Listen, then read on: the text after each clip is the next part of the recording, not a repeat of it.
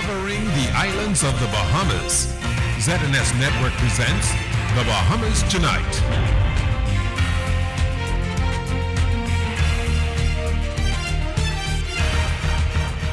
Good evening and welcome to The Bahamas Tonight. I'm Giovanni Stewart. As always, we're so glad to know you're watching. The message was strong. If you engage in criminal activity, you will be caught and punished. That from the country's National Security Minister, Dr. Bernard Nottage, today, as he participated in a march and rally against crime. It was called the 4-Point March, where law enforcement bands and other civic groups came together in a show of solidarity. Pleased that so many groups turned out to say enough is enough, Dr. Nottage says government is working hard to uproot the criminal element.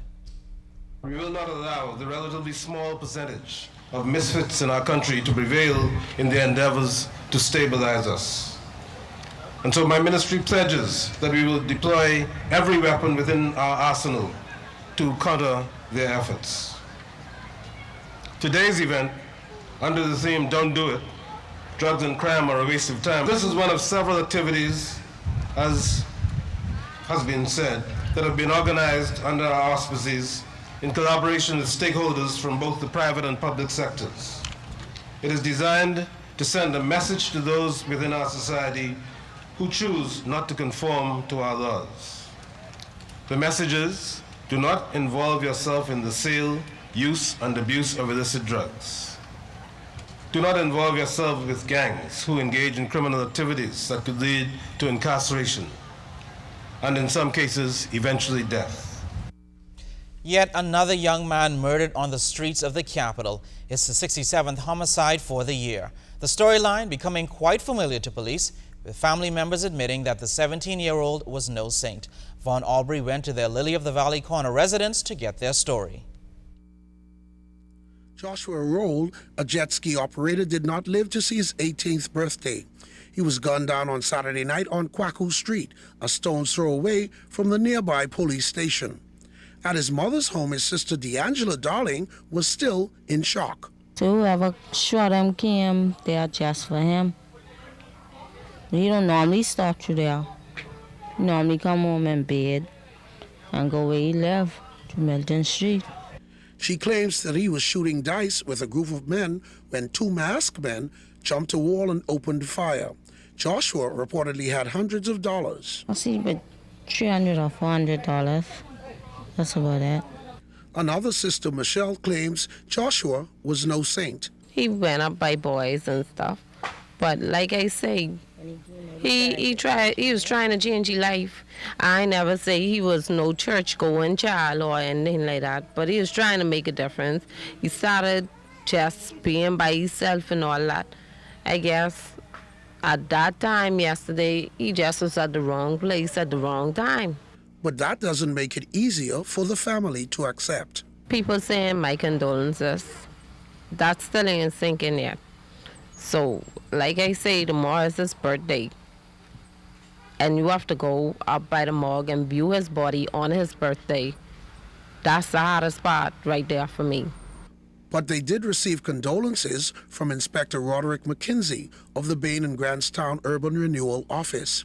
He noted it is cases like Roll's murder that they are working to avoid by reaching out to young men through partnering with the church. Well, we're trying to talk to as many people as possible, trying to get them to change their way of thinking and to let them know that there is a better way out there to go.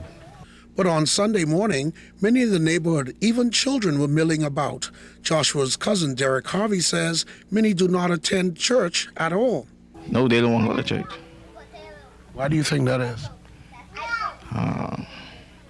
I mean, because they have to blame from inside their home. You have to blame the parents and things like that. So if they never watch their parents go to church, they adopt the same habit. So they stay home and be on the blocks and smoke and drink and just have fun. And Joshua Roll was having fun when he was killed. I even tried carrying him to church, but he promised me he's going to come to church next week Sunday, but he didn't make it to come to church next week Sunday. I mean, so it's really sad.